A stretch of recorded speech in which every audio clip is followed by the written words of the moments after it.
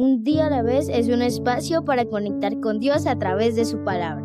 Suscríbete y acompáñame en este maravilloso viaje y permite que la palabra nos transforme de dentro hacia afuera. Bendecido día para todos. Hoy vamos en la reflexión número 151 y el título de la reflexión de hoy es que todo lo que respira y vive alabe a Dios. La lectura las encontramos en el primer libro de Reyes, capítulos del 9 al 11, el Salmo 150 y el Evangelio de Juan, capítulo 6, versos del 1 al 24. Mira que cuando nosotros adoramos a Dios y tenemos un corazón agradecido, podemos permanecer siempre en sus caminos. El problema es que cuando vienen las dificultades, no creemos que Dios sea bueno. Creemos que Él se ha ensañado con nosotros y que nos está castigando. Y la verdad, Dios no es así. Dios ha sido un Dios de amor desde Génesis hasta Apocalipsis. Él no castiga. Él se vale de las situaciones que nos suceden por nuestros libres albedríos y saca lo mejor de nosotros en cada situación. Pero recordemos que la fe es creer siempre que Dios nos da cosas buenas. Si tú crees que Dios te da cosas negativas, así va a ser tu relación. Cuando vengan las dificultades, te vas a alejar. Por eso adora, en todo tiempo adora, recuerda todo lo bueno que Él ha hecho. Y en esta dificultad Él te está sacando a tierra firme. Y les quiero regalar este texto bíblico de Isaías 41:13. Para esos momentos difíciles, el Señor les dice y nos dice a todos: pues yo te sostengo de tu mano derecha, yo el Señor tu Dios, y te digo, no tengas miedo, aquí estoy para ayudarte. Recordemos siempre eso. Dios es un Padre amoroso que nos conduce por el camino que nos lleva hacia Él, el camino de la prosperidad de nuestra vida y el cumplimiento de nuestro propósito en libertad. Vamos a ver que las lecturas de hoy muestran la historia impresionante de Salomón, pero también esa historia de Salomón nos enseña muchas cosas, porque Dios le dio a Salomón una sabiduría incomparable. Dice que como nadie en el mundo más la tendría. Le añadió riquezas y mucha fama y un reino en paz y tranquilidad. Muchos reyes viajaban desde lugares lejanos para escuchar los consejos de Salomón y contemplar la grandeza de su gobierno. Pero sin embargo, él, que era el hombre más sabio, terminó cometiendo el pecado que Dios detestaba más, que era el pecado de la idolatría. O sea, que su corazón se apartó de Dios. Vemos que Salomón no se alejó porque no tuviera el conocimiento, pues él era el más sabio. Tampoco por falta de experiencia en Dios, porque él venía de un padre que adoraba siempre y él creció viendo esto de su papá. Él cayó porque permitió que sus afectos diferentes a Dios ocuparan el centro de su vida. Y ese lugar del centro solamente le corresponde a Dios. Poco a poco su amor se dividió entre su devoción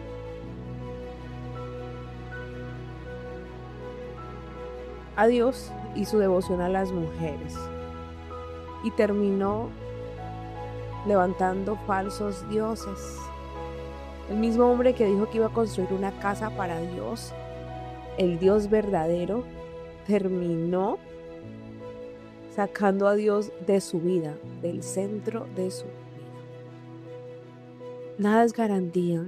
Si yo no estoy siempre en la presencia de Dios, voy a desviarme, porque esa es nuestra naturaleza. Nuestros deseos nos llevan por otros caminos y hay situaciones que nos afectan y que nos tocan, que muchas veces pueden nublar nuestro juicio y nuestro entendimiento. Por eso es Dios en su amor, a través de su palabra, que nos encamina para tener una vida en libertad Mira que es una vida diferente a la que estamos acostumbrados a vivir. ¿Por qué? Porque ya haces las cosas en el amor que Dios nos ha dado, pensando en el otro y sanos, con un corazón libre de muchas cosas. Sabemos que es un proceso, cada día nos vamos dando cuenta de cada cosita, pero eso es lo que nos ayuda a permanecer. Recuerda que el que esté firme, fíjese que no vaya a caer. Debemos cuidar siempre nuestro corazón, nuestra vida espiritual en todo tiempo, en la abundancia, en la escasez. No debemos fiarnos de nuestra autosuficiencia, del éxito que hemos tenido. Debemos hacer concesiones porque eso nos va alejando de Dios poco a poco. Alejarnos de Dios no es algo que ocurre instantáneamente. Es un proceso también de sacarlo a Él de a poquitos. Entonces vamos a leer Primera de Reyes 9. Dios hace una alianza con Salomón. Cuando Salomón terminó de construir el templo del Señor, el palacio real y todo lo que quiso hacer, se le apareció el Señor por segunda vez, como se lo había aparecido en Gabaón, y le dijo: he escuchado la oración y el ruego que me has hecho, y he consagrado este templo que has construido como residencia perpetua en mi nombre. Siempre lo cuidaré y lo tendré presente. Ahora bien, si tú te comportas en mi presencia como lo hizo David, tu padre, con un corazón intachable y recto, poniendo en práctica todo lo que te he ordenado y obedeciendo mis leyes y decretos, yo confirmaré para siempre tu reinado en Israel, como se lo prometí a David tu padre cuando le dije que nunca faltaría un descendiente suyo en el trono de Israel. Pero si ustedes y sus hijos se apartan de mí y no cumplen los mandamientos y leyes que les he dado, sino que sirven y adoran a otros dioses, yo arrancaré a Israel de la tierra que le he dado, arrojaré de mi presencia el templo que he consagrado, e Israel será motivo de burla constante entre todas las naciones. En cuanto a este templo, será convertido en un montón de ruinas, y todo el que pase junto a él se asombrará y se burlará, y preguntará por qué actúa el Señor así con este país y con este templo. Y le responderán que fue porque abandonaron al Señor su Dios, que sacó de Egipto sus antepasados, y porque se aferraron a adorar y servir a otros dioses, que por eso el Señor hizo venir sobre ellos este gran mal. Otras actividades de Salomón. Pasaron 20 años después de haber construido Salomón los 2 edificios, el templo del Señor y el palacio real, para que los que Irán, rey de Tiro, había provisto a Salomón de madera, de cedro, de pino y todo el oro que quiso. Y el rey Salomón a su vez entregó a Irán 20 ciudades de la región de Galilea. Pero cuando Irán fue a ver las ciudades que le había dado Salomón, no le agradaron. Dijo: ¿qué clase de ciudades son estas que me has dado, hermano mío? Por eso a la región donde estaban esas ciudades las llamó Kabul, nombre que lleva hasta ahora. En cuanto a la cantidad de oro que Irán envió al rey Salomón, fueron 3.970 kilos. Ahora bien, el motivo del trabajo obligatorio que impuso el rey Salomón para construir el templo del Señor, su propio palacio, el terraplén y las murallas de Jerusalén, además de las ciudades de Azor, Megiddo y Geser, fue el siguiente. El faraón, rey de Egipto, había llegado y conquistado la ciudad de Geser. Después la quemó y mató a todos los cananeos que vivían en la ciudad, y luego entregó como dote a su hija, la esposa de Salomón. Entonces Salomón reconstruyó en Geser Bet Orón de abajo, Balat y Tamar en el desierto de Judá. Además reconstruyó todas las ciudades donde almacenaban los alimentos, así como los cuarteles de los carros de combate, los cuarteles de la caballería y todo lo que quiso construir en Jerusalén, en el Líbano y en todo el territorio bajo su dominio. En cuanto a los habitantes amorreos, hititas, fereceos, heveos y jebuseos que quedaron, los cuales no eran israelitas, es decir, a sus descendientes que quedaron después de ellos en el país y que los israelitas no pudieron aniquilar, Salomón los sometió a trabajos forzados, y así siguen hasta el día de hoy. Pero no obligó a ningún israelita a servir como esclavos, sino como soldados, oficiales, jefes, capitanes y comandantes de los carros de combate, y de la caballería. En cuanto a los capataces que Salomón tenía a cargo de los trabajos, eran 550, los cuales dirigían a la gente que los realizaba. Entonces la hija de Faraón se trasladó de la ciudad de David al palacio que Salomón había edificado para ella. Entonces él construyó el terraplén. 3 veces al año Salomón ofrecía holocaustos y sacrificios de reconciliación sobre el altar que había construido al Señor y quemaba incienso delante del Señor. Así se terminó de construir el templo. El rey Salomón construyó también barcos en Ezión-Geber, que está junto a Elad, a orillas del Mar Rojo, en el territorio de Edom.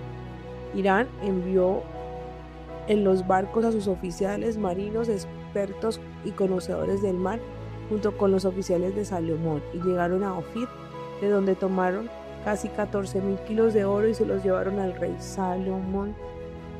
Vemos que Dios reafirmó su promesa con Salomón, pero le dijo que debía permanecer siempre como lo hizo su padre.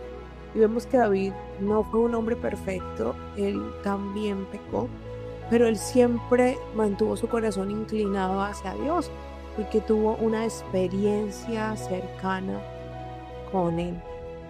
Tal vez la vida de Salomón no fue tan aguerrida como la de su padre, porque Salomón vivió en paz, estuvo siempre en su castillo, en su palacio, y no tuvo que ir a luchar. Tal vez la única manera que veía a Dios era con la sabiduría maravillosa que tenía para gobernar, pero su padre fue un guerrero que tuvo que aprender a depender de Dios. Es la diferencia. Cuando nosotros nos acomodamos en un palacio, vamos perdiendo el norte. Por eso Dios nos quiere desacomodados. Yo recuerdo que él un día me dijo eso: yo no te quiero acomodada, para que no valores tu proceso, porque él sabe. Por eso sé que cuando hay dificultades, es él diciéndome: yo te sostengo, hija. No sabes hacia dónde vas, pero yo estoy contigo, yo te doy la mano, no desmayéis. La reina de Saba visita a Salomón. La reina de Saba oyó hablar de la fama que Salomón había alcanzado para honra del Señor y fue a Jerusalén para ponerlo a prueba con preguntas difíciles. Llegó rodeada de gran esplendor, con camellos cargados de perfumes y con gran cantidad de oro y piedras preciosas. Cuando llegó ante Salomón, le preguntó todo lo que tenía pensado, y Salomón respondió a todas sus preguntas. No hubo una sola pregunta de la cual no supiera la respuesta. Al ver la reina de Saba la sabiduría de Salomón y el palacio que había construido, los manjares de su mesa, los lugares que ocupaban sus oficiales, el porte y la ropa de sus criados, sus coperos, los holocaustos que ofrecían en el templo, se quedó tan asombrada que dijo al rey: lo que escuché en mi país acerca de tus hechos y de tu sabiduría es verdad, pero solo he podido creerlo hasta que he venido y lo he visto con mis propios ojos. En realidad no me habían contado ni la mitad, pues tu sabiduría y tus bienes son más de lo que yo había oído. Qué felices deben ser tus esposas y qué contentos han de sentirse estos servidores tuyos que siempre están a tu lado escuchando tus sabias palabras. Bendito sea el Señor tu Dios, que te vio con agrado y te entregó el reino de Israel. Por el amor que el Señor ha tenido siempre a Israel, te ha hecho rey para que gobiernes con rectitud y justicia. Luego entregó ella al rey 3,970 kilos de oro y gran cantidad de perfumes y piedras preciosas. Nunca llegó a Israel tal cantidad de perfumes como la que regaló la reina de Saba al rey Salomón. Además, la flota mercante de Irán, que había traído oro de Ofir, trajo también de allá mucha madera de sándalo y piedras preciosas. Con la madera de sándalo hizo el rey barandas para el templo del Señor y para el palacio real, y también arpas y salterios para sus músicos. Nunca había llegado ni se había visto hasta hoy tanta madera de sándalo. Por su parte, el rey Salomón dio a la reina de Saba todo lo que ella quiso pedirle, además de lo que él personalmente le regaló. Después la reina regresó a su país, acompañada de la gente a su servicio. Fama y riqueza de Salomón. El oro que Salomón recibía cada año llegaba a unos 22,000 kilos, sin contar el tributo que le pagaban los comerciantes, los negociantes y todos los reyes de Arabia y gobernadores del país. El rey Salomón mandó hacer 200 escudos grandes de oro batido, empleando en cada uno 6 kilos de oro. Mandó hacer también 300 escudos más pequeños, empleando en cada uno más de 1,5 kilos de oro batido, y los puso en el palacio llamado Bosque del Líbano. Mandó hacer también un gran trono de marfil y ordenó que lo recubrieran de oro puro. El trono tenía 6 escalones, su respaldo tenía un dosel redondo y brazos a cada lado del asiento, junto a los cuales habían 2 leones de pie. Había también 12 leones de pie, uno a cada lado de los 6 escalones. Jamás se había construido en ningún otro reino nada semejante.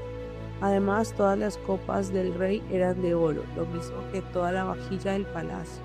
Bosque del Líbano. No había nada de plata, porque en tiempos de Salomón esta no era de mucho valor, ya que los barcos de Tarsis que el rey tenía llegaban una vez cada 3 años junto con los barcos de Irán, trayendo oro, plata, marfil, monos y pavos reales. El rey Salomón superaba a todos los reyes de la tierra en riqueza y sabiduría. Todo el mundo quería verlo y escuchar la sabiduría que Dios le había dado. Todos llegaban cada año un regalo, objetos de plata, de oro, capas, armas, sustancias aromáticas, caballos y mulas. Salomón comercia con carros y caballos. Salomón comercia con carros y caballos. Salomón reunió a carros y jinetes y tenía 400 carros y 12,000 jinetes, los cuales destinó a los cuarteles de carros de combate y a la Guardia Real de Jerusalén. El rey hizo que en Jerusalén hubiera tanta plata como piedras y que abundara el cedro como las higueras silvestres en la llanura. Los caballos para Salomón eran llevados de Misre y de Sicilia, pues los comerciantes de la corte los compraban allí. Un carro importado de Egipto valía 600 monedas de plata y un caballo 150, y todos los reyes hititas y sirios los compraban por medio de los agentes de Salomón. Vemos el esplendor de la vida de Salomón. Mira que cuando estamos ante tanta riqueza, si no estamos centrados en adorar a Dios, eso nos deslumbra, nos enceguece y nos aleja. Por eso, cuando estamos arriba, es cuando más debemos buscar la presencia, porque un solo descuido empieza a marcarnos un camino. Nuestro corazón es ambicioso, nuestro corazón se envanece con facilidad. Mira, solo es el Espíritu el que nos muestra las verdaderas intenciones. Y como hemos sido producto de traumas, de muchas heridas, situaciones que nos han lastimado, pues a veces el Señor va sanando, pero eso es como una cebolla hasta que sana la raíz. Entonces siempre hay que permanecer en esa presencia. Primero porque es nuestro Dios y nuestro Hacedor. Segundo porque nos ayuda a permanecer en libertad, firmes y a vivir esa vida que Él nos prometió. Primera de Reyes 11. Salomón se vuelve idólatra. Además de la hija del faraón, el rey Salomón amó a muchas mujeres extranjeras, moabitas, amonitas, edonitas, sidias e hititas, es decir, mujeres de las naciones con las que el Señor había prohibido a los israelitas establecer relaciones matrimoniales, porque seguramente harían que sus corazones se desviaran hacia sus dioses. Pero Salomón, enamorado, se unió a ellos. Vemos que Salomón se dejó llevar por sus deseos de la carne, cuando yo creo que hubiera podido encontrar muchas personas de su parentela para casarse con él. Imagínense, y tuvo 700 esposas de rango real y 300 concubinas, o sea, 1000. Diciéndole, este es mi Dios, déjame ir a adorarte, déjame ir a... Pues claro, y no se habla que él hiciera tantos sacrificios, fuera tanto como lo hacía su padre. Pues claro, él fue permitiendo que todas esas costumbres de sus esposas, imagínense, eran 1000. Pues antes, o sea, ese fue el error de Salomón, dejarse llevar por sus deseos de la carne. No había necesidad de tantas esposas, y menos de otras culturas que lo permearon y le terminaron haciendo caer. Dice, las cuales desviaron su corazón. Cuando Salomón ya era anciano, sus mujeres hicieron que su corazón se desviara hacia otros dioses, pues no se había entregado por completo al Señor su Dios como lo había hecho David su padre. ¿Sí? Salomón tenía el Dios de su padre, pero no tenía el Dios de Salomón. La vida, ya lo dije, es realmente en la dificultad que mi corazón se prende de Dios. Porque cuando vamos bien, siempre creemos que es por nosotros. Él sabía que Dios le regalaba la sabiduría, pero después el corazón se va envaneciendo y va creyendo que somos nosotros. En cambio, la dificultad, cuando tienes que luchar, cuando tienes que vencer algo, tú sabes que es el poder de Dios. ¿Ves por qué es necesario que nuestra vida pase por diferentes ciclos? Salomón rindió culto a Astarte, diosa de los sidonios, y a Milcón, ídolo repugnante de los amonitas. Así pues, los hechos de Salomón fueron malos a los ojos del Señor, pues no siguió fielmente al Señor como lo había hecho David su padre. Por aquel tiempo Salomón construyó en el monte que está al oriente de Jerusalén un santuario a Quemos, ídolo repugnante de Moab, y a Moloc, ídolo repugnante de los amonitas. Lo mismo hizo para todas sus mujeres extranjeras, las cuales ofrecían incienso y sacrificios a sus dioses. El Señor Dios de Israel se enojó con Salomón porque su corazón se había apartado de él, que se le había aparecido 2 veces y que le había ordenado no rendir culto a otros dioses. Sin embargo, él no le hizo caso lo que el Señor le había ordenado. Por lo tanto, el Señor le dijo a Salomón: ya que te has comportado así y no has cumplido la alianza y las leyes que te ordené, voy a quitarte el reino y dárselo a uno de los que te sirve. Sin embargo, por consideración a David tu padre, no lo haré mientras vivas, pero se lo quitaré a tu hijo, aunque no le quitaré todo el reino. Le dejaré una tribu por consideración a tu padre y a Jerusalén, la ciudad que he escogido. Entonces el Señor hizo que se levantara un enemigo contra Salomón, Hadad, un edomita de la familia real de Edom. Cuando David venció a Edom en Joab, el jefe del ejército que había ido a enterrar a los caídos en combate, mató a todos los hombres de Edom. Durante 6 meses se quedó allí con todos los israelitas hasta que aniquiló a todos los hombres de Edom. Pero Hadad, que entonces era un niño, huyó a Egipto con algunos de sus paisanos que estaban al servicio de su padre. Salieron de Madián y llegaron a Parán, donde tomaron a su servicio algunos hombres del lugar. Llegaron a Egipto, se presentaron ante el faraón, rey de Egipto, y éste les dio casa y comida y les regaló tierras. Hadad se ganó de tal modo el favor del faraón, que el faraón le dio esposa a su cuñada, la hermana de la reina Tahpenes. La hermana de Tahpenes dio a Hadad un hijo que llamó Genubat, el cual Tahpenes crió en el palacio del faraón junto con sus propios hijos. Pero cuando Hadad supone que en Egipto que David había muerto, que también había muerto Joab, el jefe del ejército, dijo Hadad al faraón: dame permiso para regresar a mi tierra. El faraón respondió: ¿y para qué quieres regresar a tu tierra? ¿Te hace falta algo aquí conmigo? Hadad respondió: no me hace falta nada, pero te ruego que me permitas regresar. Además, Dios hizo que también Rezón se levantara contra Salomón. Rezón era hijo de Eliada, que se había escapado de su amo, Hadad-Ezer, el rey de Soba. Había reunido a algunos hombres y era jefe de una banda de ladrones. Cuando David les mató gente, Rezón se fue a Damasco y se estableció allí como rey. Fue enemigo de los israelitas mientras vivió Salomón, y este se unió al daño que causaba Hadad, pues aborrecía a Israel. De este modo, Rezón llegó a ser rey de Siria. También Jeroboam, hijo de Nabat, se rebeló contra el rey. Jeroboam era un funcionario de Salomón, de la ciudad de Sereda y de la tribu de Efraín. Su madre era una viuda llamada Serúa. La razón por la que Jeroboam se rebeló contra el rey fue la siguiente. Salomón estaba construyendo el terraplén, cerrando la brecha de la ciudad de David, su padre. Jeroboam era un hombre fuerte y decidido, y al ver Salomón que este joven era muy activo, le puso a cargo de todo lo relacionado con los descendientes de José. Por aquel entonces, un día en que Jeroboam salió de Jerusalén, se encontró en el camino con el profeta Ahías, el de Silo, que iba cubierto con una capa nueva. Los dos estaban solos en el campo, y tomando a Ahías La capa nueva que llevaba puesta la rasgó en 12 pedazos y dijo a Jeroboam: toma para ti 10 pedazos, porque el Señor Dios de Israel te dice: voy a quitarle el reino a Salomón y a darte a ti 10 tribus. Salomón le dejaré una sola tribu por consideración a mi siervo David y a Jerusalén, la ciudad que he escogido entre todas las ciudades de las tribus de Israel. Porque Salomón me ha rechazado y se ha puesto a adorar a Astarte, diosa de los sinodios, a Quemos, dios de los moabitas, y a Milcot, dios de los amonitas. Sus hechos no han sido buenos a mis ojos y no ha cumplido mis leyes y decretos como lo hizo David, su padre.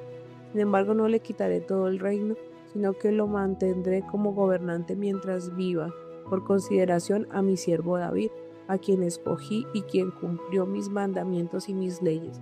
Pero le quitaré el reino a su hijo y te lo entregaré a ti, es decir, 10 tribus. Solo dejaré una tribu a su hijo, para que la lámpara de David mi siervo se mantenga siempre encendida ante mí en Jerusalén, la ciudad que escogí como residencia de mi nombre.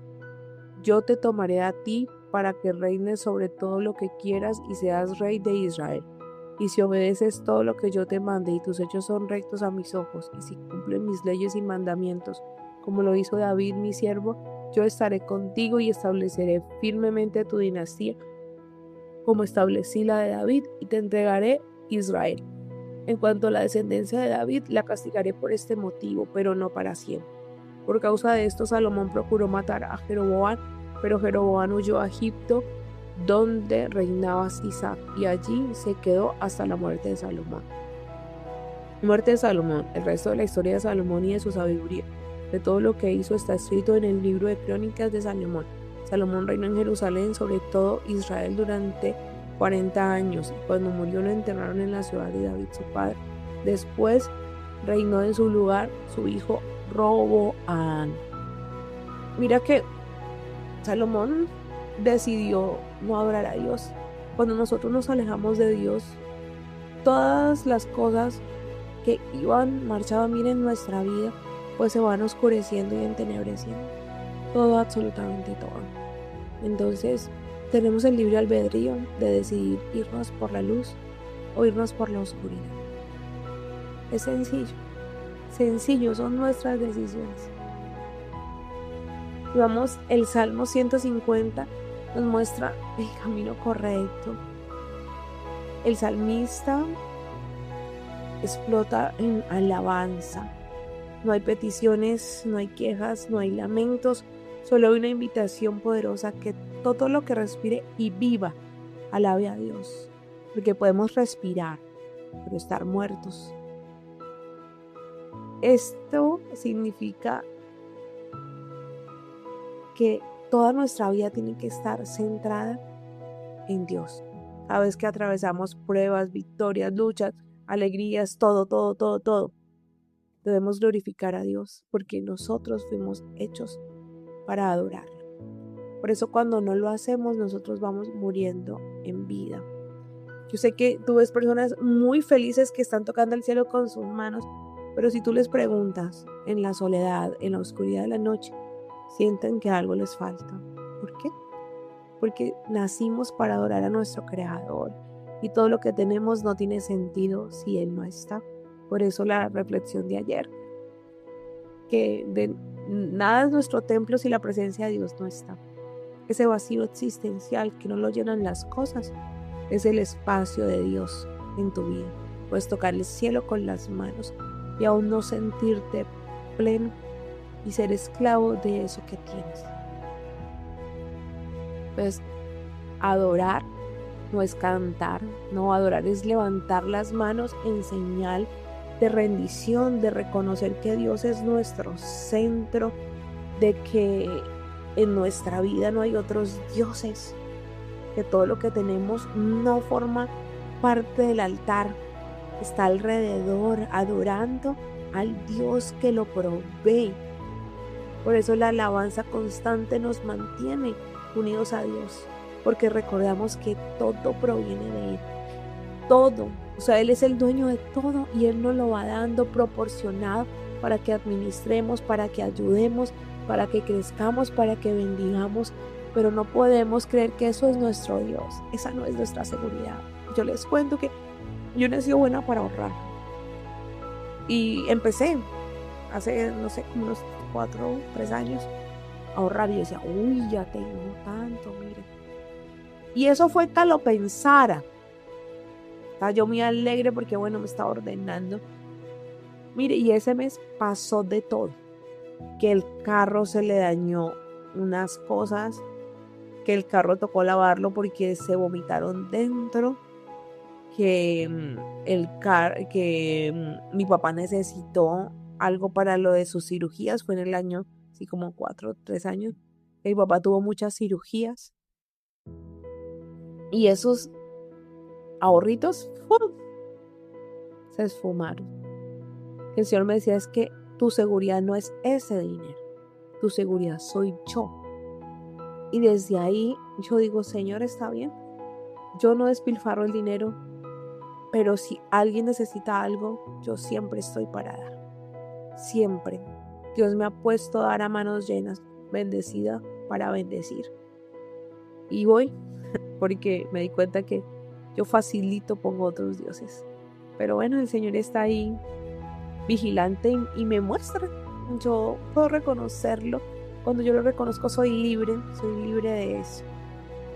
Alabanza universal a Dios, aleluya. Alaben a Dios en su santuario, alábenlo en su majestuosa bóveda celeste, alábenlo por sus hechos poderosos, alábenlo por su grandeza infinita, alábenlo con toques de trompeta, alábenlo con arpa y salterio, alábenlo danzando al son de panderos, alábenlo con flautas e instrumentos de cuerda, alábenlo con platillos sonoros, alábenlo con platillos vibrantes.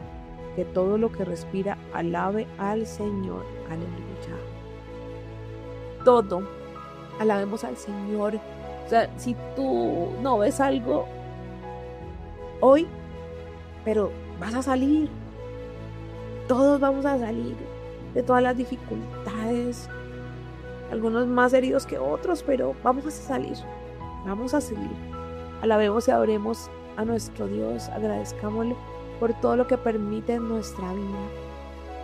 Y en el Evangelio de Juan vemos a Jesús multiplicando los panes y los peces para alimentar a 5,000 personas. Lo que era insuficiente en las manos humanas se convirtió en abundancia en las manos de Dios. Esos pocos recursos que tenemos crecen y crecen cuando se los entregamos a Dios. Por eso cuando tú quieres hacer algo, entrégale ese proyecto a Él. Porque así sean tus recursos limitados, Él va a ir prosperando cada cosa. Mira, y si todo es para hacer el bien, Él escucha, Él te va a prosperar.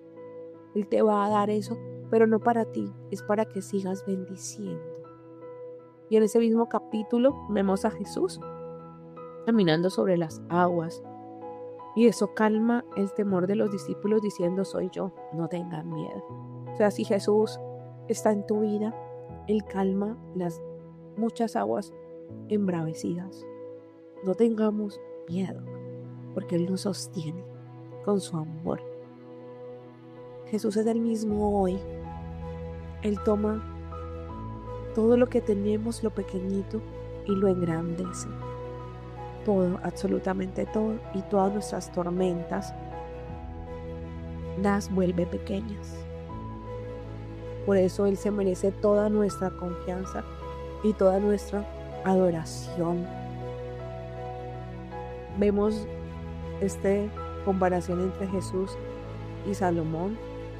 Salomón permitió que su corazón se desviara. También tuvo todo. Pero Jesús siempre tuvo su mirada puesta en el Padre, en ser fiel a Él. Salomón acumuló muchas cosas para Él, pero Jesús entregó todo de Él. Salomón construyó un templo temporal. Jesús estableció un reino eterno. Y Jesús lo logró porque siempre vino a ser lo que su Padre le dijo. Jesús nunca quitó la mirada de papá. Nosotros nunca quitemos la mirada de nuestro Dios.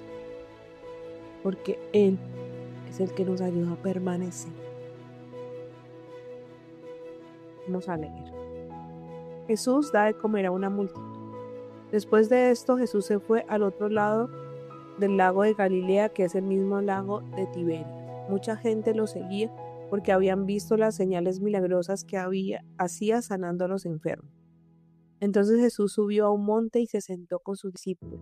Ya estaba cerca la Pascua, la fiesta de los judíos.